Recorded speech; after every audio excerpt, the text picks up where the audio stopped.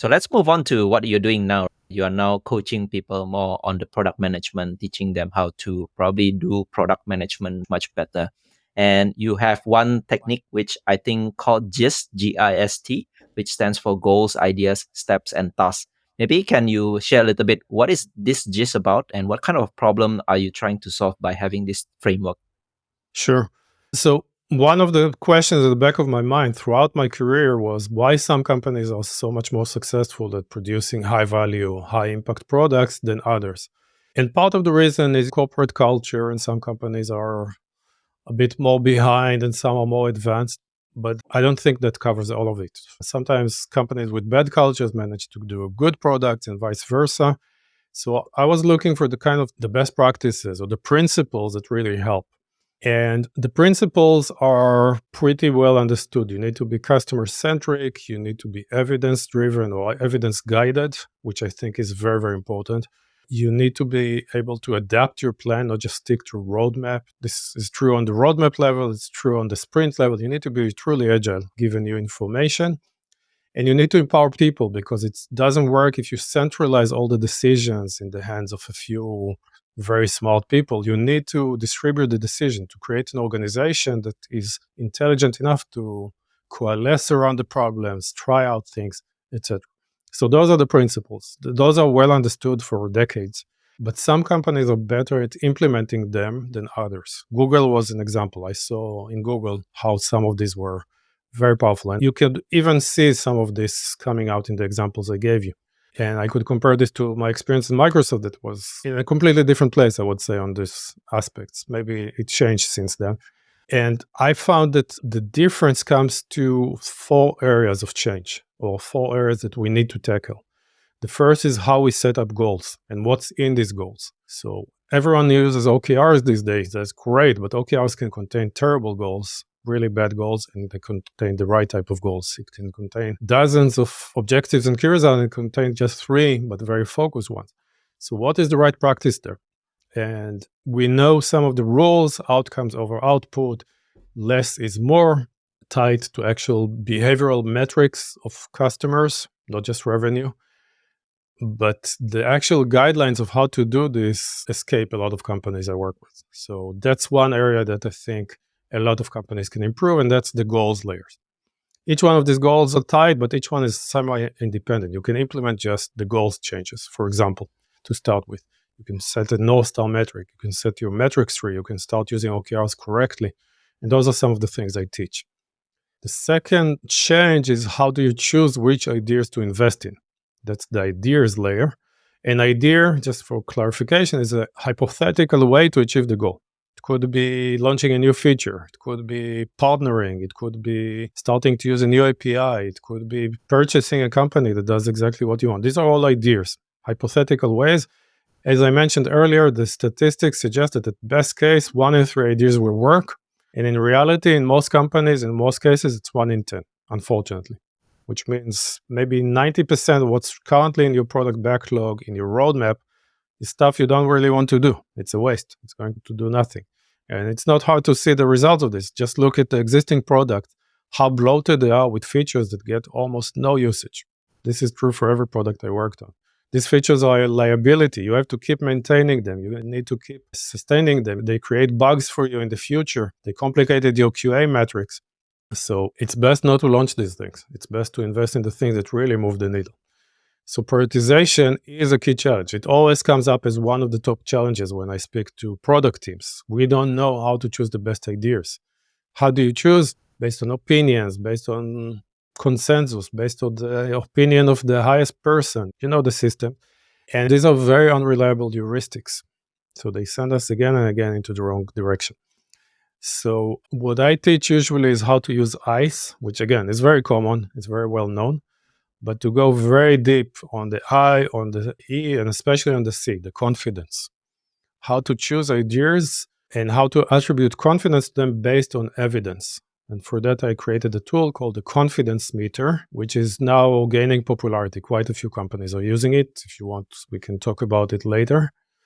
So that's the idea layer, how to choose the ideas that are most likely to succeed But there's a big quotation around most likely because this is, again, just a set of assumptions and a set of guesswork and some work with evidence. It doesn't guarantee that if you do good prioritization, you necessarily land on the right ideas. No one can actually predict, definitely not ICE. So you need to test these ideas, and that's the step layer. So the step layer is about how to experiment, how to get ideas from concept to a launch feature by combining learning and building at the same time. And I gave some examples. So a Wizard of Oz test is an early stage test. Before that, you can do back of the envelope calculation. Before that, you can do ICE analysis. Before you can do assumption mapping. There's a ton of things. And later on, if you see the idea is still worthwhile investing, if you pivot it, you improve it along the way, then it becomes worthwhile starting doing the more expensive experiments, the dog foods, the fish foods, the early adopter programs, alphas, betas, etc., A/B experiments. Really depends on the type of idea, if it's a big idea or a small idea, if it's risky or not risky, and your level of risk. I mentioned in Gmail, we were very risk averse, but some companies should be less risk averse than us. Based on that, you need to decide how many of these tests you need to build along the way. So sometimes you can do just one test and launch the idea. Sometimes you can rely on expert opinion because it's a very tiny change and it doesn't create much risk. It's an art form. You need to learn to combine. So that's what I teach in the steps layer. For me, a step is like an experiment or an iteration that teaches something.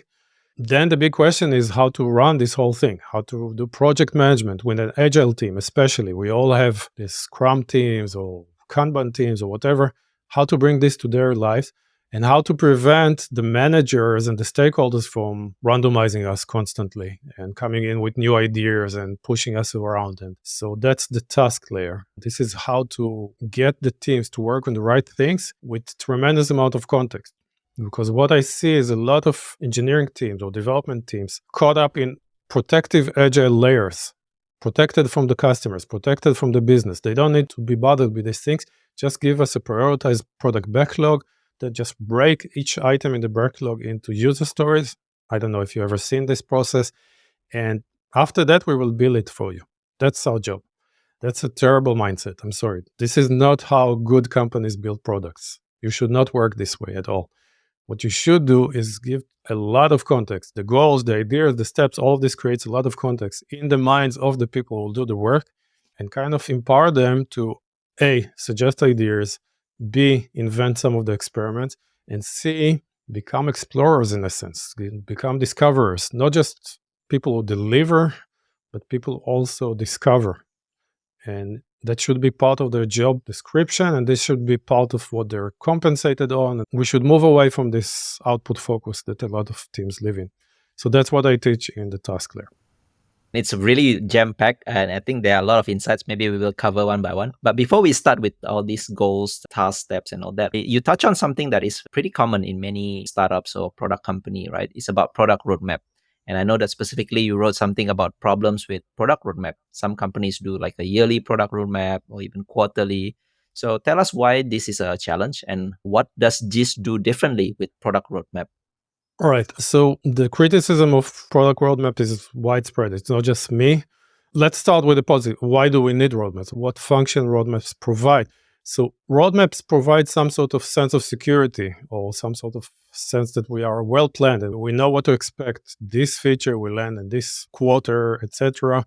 And then we can plan the rest of the company's work. The marketing team can start preparing their marketing materials and training the sales team, and the sales team can prepare and maybe inform the customers. And depending on which company you work for, the CTO is happy because he or she can level the resources and kind of know how many they need to recruit each quarter. Planning, it's wonderful. Everyone loves a good plan.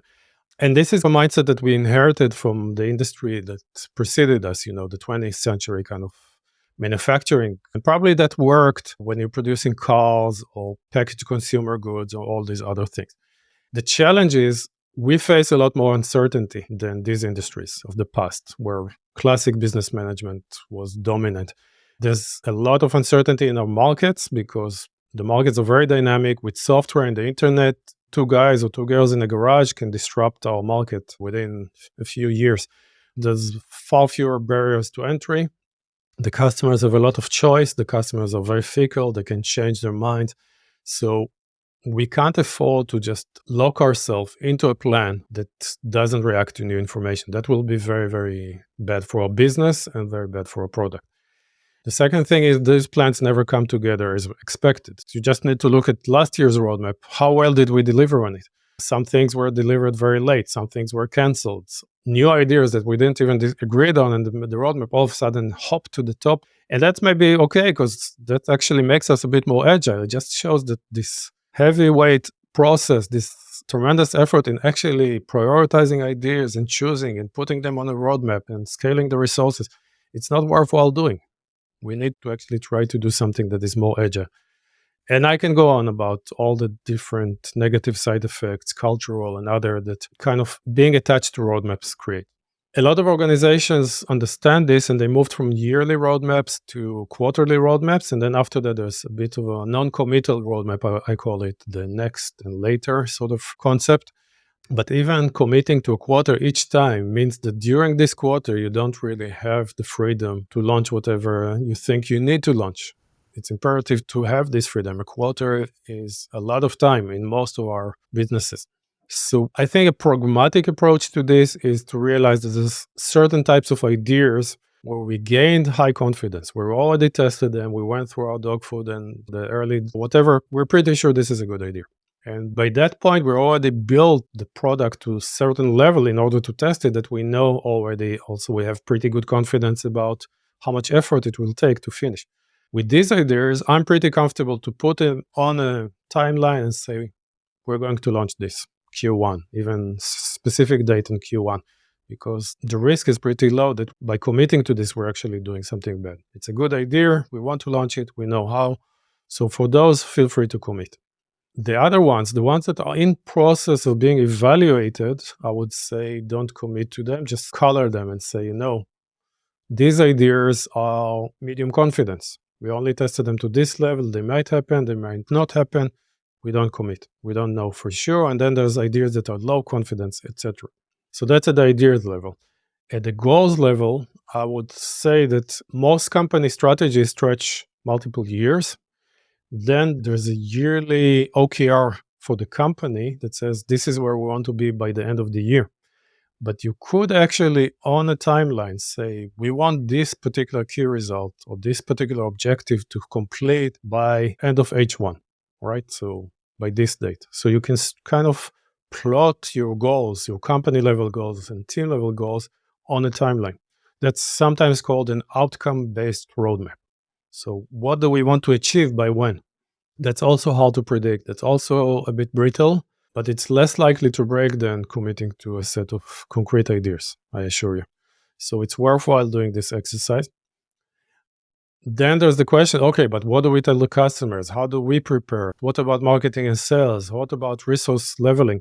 These are really important questions. I'm not discounting them. I do think that if you want to be truly agile, these people need to learn agility as well.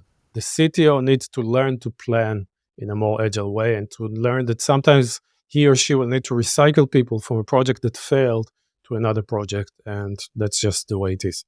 The marketing and sales people I talk to are not necessarily in love with roadmaps either. They know that they are late. They know that most roadmaps actually don't come together as expected. They know that a lot of these features that are promised are not the best ones. They really want to create value for the customers too, because that makes their life so much easier, right? High value is what the customers want. That aligns all goals with their goals. So the business teams really understand this. I saw a lot of business teams being willing to be much more agile and adaptive and lean than the executives give them credit. They don't want to tie the engineering team necessarily to a set of deliverables if they know they can make their business goals. And that's really where we need to all align, not on a set of launches, but a set of business goals that the teams commit to. Big question of trust there. You need to build the trust in the engineering or the development team that they can actually deliver this. And this is a big hurdle to traverse. But if you're there, the companies that are in this position, they're much better aligned. They spend much less time on planning.